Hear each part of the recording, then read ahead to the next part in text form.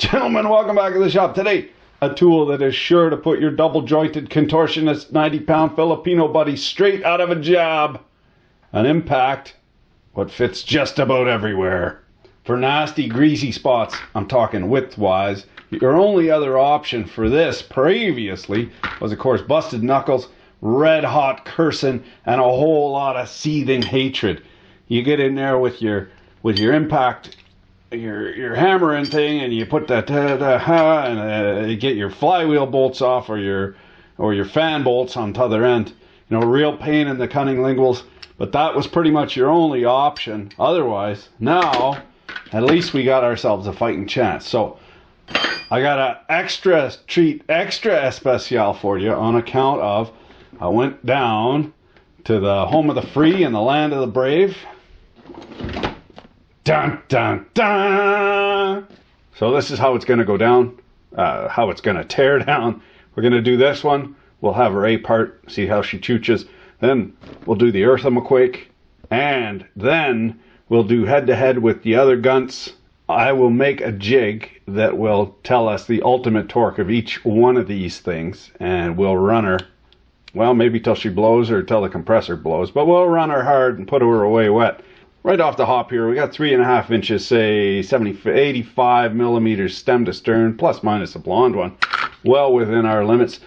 That's going to get in there nice. Now, does it have the amount of torque that a big monster gun has? No. However, it's going to give you a fighting chance on most bolts, because the vast majority of bolts, you don't need 600 foot-pounds to get off. And then for tightening stuff, you know, like I said, fan bolts, flywheel bolts, track, you know, for snow equipment, like those piston bullies and that sort of thing. You know, real oddball stuff where you got to climb in there and give your Filipino buddy a kick in the ass to get the fastener loose. This is gonna come in handy. Nice aluminum housing, powder coated, satin finish, pan head fasteners, M5, M6, something like that. Oh, smaller than that, no. M4, metric, of course. Designed in America and made in Taiwan, which, of course, is not China. It's a different country. A different communist party took over there. Taiwan's interesting, man, because they didn't have the ardent communism that got rid of religion and all that stuff. So the Chinese, you know, they've been around for millennia. That culture's been around for millennia, and there's a lot of superstitions. So it's very interesting to see that when you travel to the juxtaposition between what happened in China and what happened in Taiwan. Even though they're ultimately all Chinese, Taiwanese culture is quite a bit different than Chinese culture. So the details, nice little touch on the fasteners here.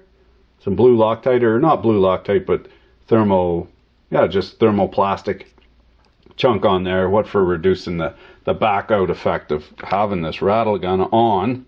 And then this, not quite sure how this comes up. It appears to be coming here. Don't use your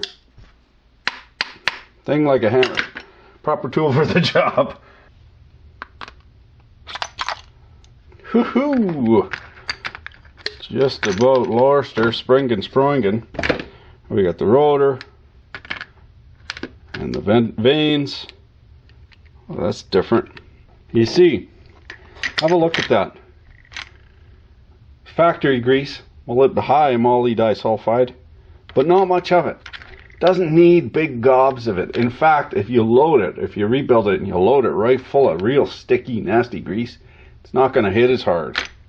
Und what we here haben is a very light duty tool, and we can tell on account of some features that are very light duty. We'll go over. Here's the phenolic resin vane, and we can see it's very sloppy in its bore. You're going to need to lubricate this gun well in order for the oil to seal up all those leakage paths.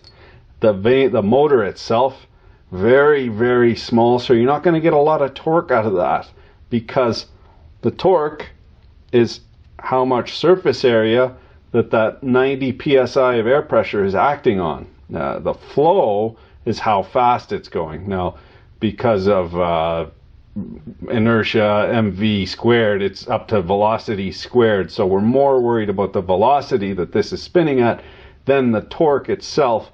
Still, you can see it's only 3/4. Yeah, that's got to be 3/4. Yeah, didn't believe me, did you? It's only 3/4, so really there's not enough surface area to give yourself a nice big oomph to accelerate this mass quick enough to get these hammers to blow really, really stiffly. Also, the motor housing itself, not hardened steel, not steel, just aluminum. Cast and real dull on the machining.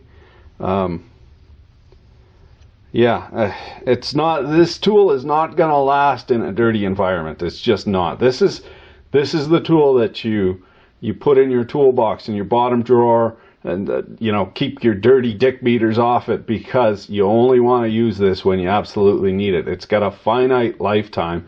I mean, aluminum, you know how much crap goes through these, and even the hardened steel ones get all scored up, chewed right to rat shit. We see the finish on the aluminum is odd. It must be tempered and aged, so it would be harder than normal extruded section, but still, it's aluminum. Interesting to me, this gun's been run, not a stitch of oil on it. Here's the galleries for pressurizing the vanes outwards, but we can see not a stitch of oil and a patina, a wear pattern already. Now, I don't think they would run this at the factory with no oil. However, stranger things have happened. Not real impressed with that. Yeah, and here's the motor rotor. We can see where it's been rubbing. This is all nicely polished. And then on the periphery, there's some wear marks. It's funny. This is brand new. I've never run this. Oh, here's the hammer and anvil. These are nice, fully forged. They're not powder metal, nothing like that crap. Forged. But, I mean, just super light duty. You can see it only engages on there a couple of millimeters. Small little hammers on her. The anvil. Even the anvil on her is cute. So I want to see how much these hammers weigh. And we'll compare them when we do future impact guns. That's a 2-ounce hammer. 50... Whoa. Oh, that's in Troy. Whoa.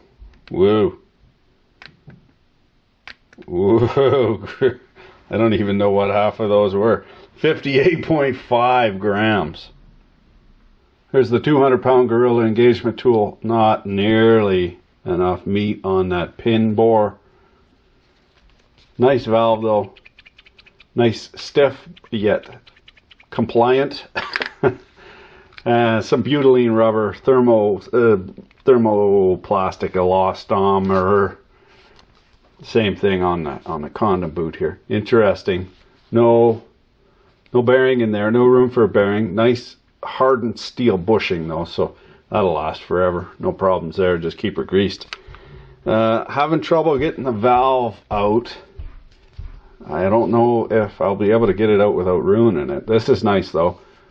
Ported exhaust that you can move wherever you want to, and then of course in forward you can sort of throttle back if and you need to, and then reverse, all she'll suffer.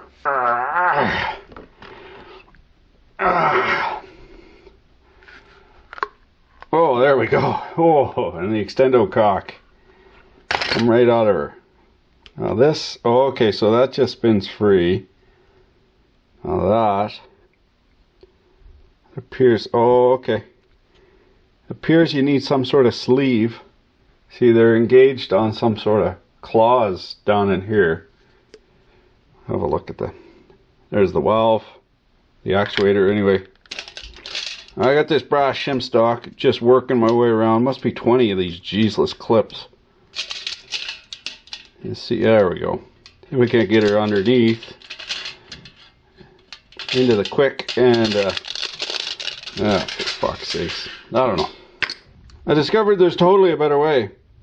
You just force it backwards until you hear the click, and that means it's broken right clean off. There's a little detoit spring.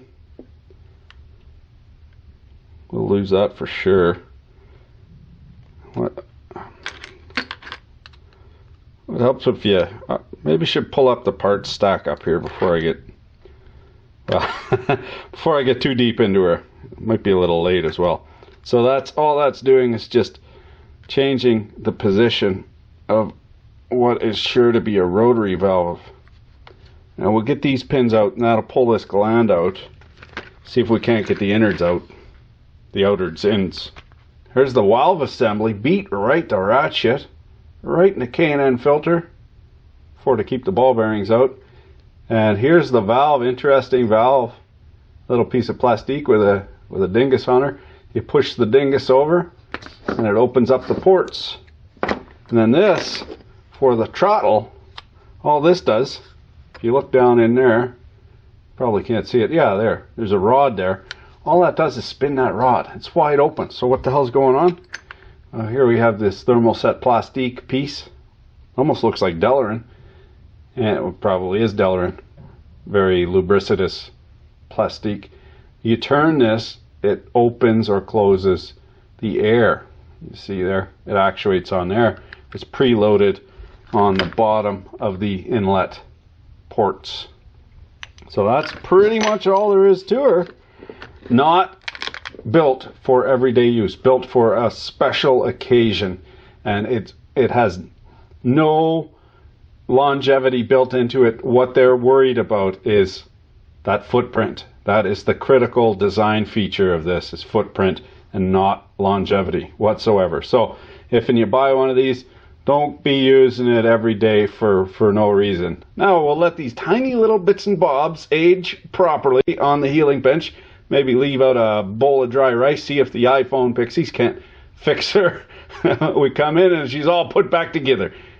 In the interim, we are also going to have a look at, well, this guy from the Hazard Fraught, and we'll get that back together. We'll get the jig together, for testing the torque, and then we will have a shoot off, fap off, excuse me, choked on the fap off versus the earthquake.